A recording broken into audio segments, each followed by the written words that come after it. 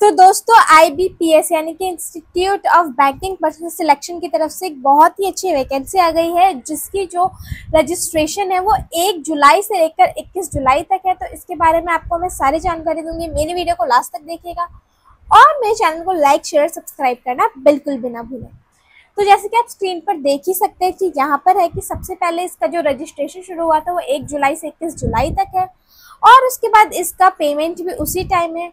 अगर मैं pre examination training की बात करूँ तो अगस्त में होगी, ठीक है। उसके बाद ऑनलाइन एग्जामिनेशन यानी कि जो प्रीलिमिनरी है वो भी अगस्त में होगा। रिजल्ट ऑफ ऑनलाइन एग्जामिनेशन सितंबर में। उसके बाद ऑनलाइन एग्जामिनेशन जो मेन से होगा वो अक्टूबर में होगा और डिक्लेरेशन ऑफ रिजल्ट है यहाँ पे नवंबर में दिखाया गया है और पर्सनैलिटी टेस्ट भी आपका नवंबर में होगा और इंटरव्यू यहाँ पे दिसंबर में और प्रोविजनल अलॉटमेंट जो है जनवरी फरवरी में है, ठीक है।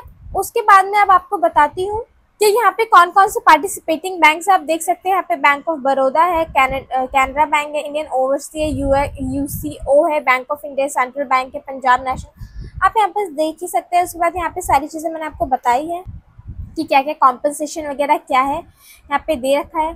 चलिए मैं आपको बताती हूँ कि यहाँ पे आपका एप्लीकेशन फीस क्या है। सबसे पहले मैं बताती हूँ आपका एलिजिबिलिटी क्राइटेरिया क्या रहने वाला है। तो एलिजिबिलिटी क्राइटेरिया यहाँ पर ज़्यादा नहीं है, सिर्फ इतना है कि आपके पास एलिजिबिलिटी क्राइटेरिया यहाँ पे आप देख सकते हैं कि जो सिटीजन ऑफ इंडिया है या सब्जेक्ट ऑफ नेपाल है या भूटान है या फिर जो लोग इतने समय से मतलब जिन्होंने यहाँ पर माइग्रेट कर लिया था, मतलब आप देखेंगे आपको सारी चीज़ें पता चल जाएंगी।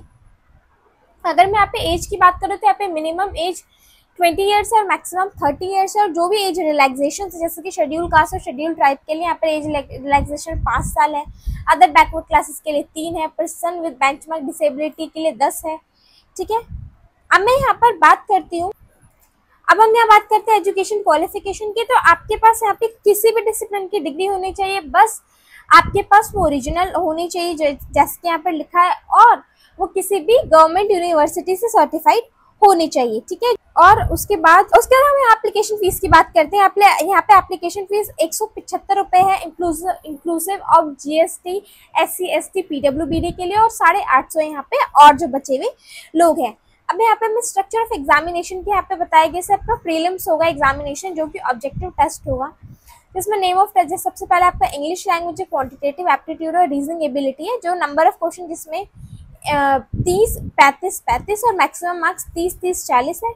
और आपका इंग्लिश हिंदी दोनों मोड में आपका ये एग्जाम होगा, जिसमें टोटल आपको 1 घंटे का टाइम दिया जाएगा, यानी कि तीनों सब्जेक्ट के लिए आपको 20 मिनट्स दिए जाएंगे, ठीक है। उसके बाद आपका B होगा मेन एग्जामिनेशन, जो ऑब्जेक्टिव और डिस्क्रिप्टिव दोनों होगा, जिसमें आपका आएगा रीजनिंग पहले, general economy, banking awareness, digital financial awareness including RBI circulars, English language data analysis interpretation, ठीक है। और उसके बाद डिस्क्रिप्टिव पेपर एसे और कॉम्प्रिहेंशन भी होगा। नंबर ऑफ क्वेश्चन यहाँ पे आपके हैं, जैसे रीजनिंग में 40 है, जनरल वाले में 35 है, इंग्लिश लैंग्वेज में 35 है, डेटा वाले में 35 है, टोटल 145 होगा। और उसके बाद डिस्क्रिप्टिव पेपर वो 2 है। मैक्सिमम मार्क्स आपके 60, 50, 40, 50, 200। मीडियम ऑफ एग्जाम आपका हिंदी इंग्लिश दोनों होगा।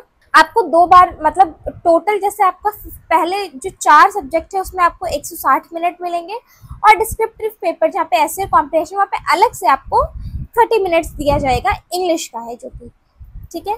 उसके बाद हम बात करते हैं थर्ड यानी कि C आपका पर्सनालिटी टेस्ट होता है। पर्सनालिटी टेस्ट जो है वो एक इंटरव्यू पैनल होगा, जिसमें मतलब आपकी मेनली आपकी पर्सनालिटी को देखा जाए कि आप कैसे इंटरव्यू प्रोसेस में अपीयर हो रहे हैं, ठीक है। उसके बाद रॉन्ग आंसर्स के लिए ऑब्जेक्टिव टेस्ट में आपके रॉन्ग आंसर्स के लिए 0.25 मार्क्स जो है वो डिडक्ट किया जाएगा, ठीक है। लेकिन हाँ, अगर आप क्वेश्चन छोड़ देते तो उसका कोई भी नेगेटिव मार्किंग नहीं है, तो नहीं होगी।